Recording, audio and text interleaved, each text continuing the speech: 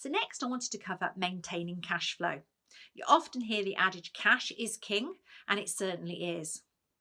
What cash flow means essentially is having enough money on hand in the bank to be able to cover any cost that you have.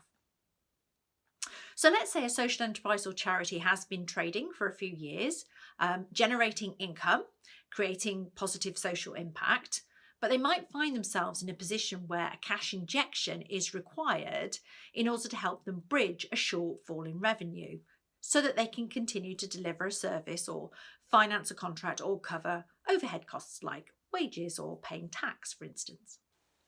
So, for example, a shortfall may occur between people paying you and you having to pay someone else, like a bill, for instance.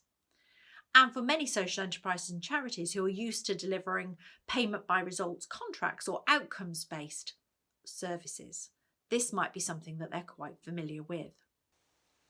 There are investment products, primarily loans, that are designed to help organisations manage these gaps in cash flow. Perhaps you need working capital. And that means an organisation might need investment in order to manage the flow of cash so that they have enough money in the bank. This gives them working capital, which is used to finance the everyday operations of the organisation. Perhaps they might need a bridging loan. That's a one-off loan to bridge a bigger gap in cash flow.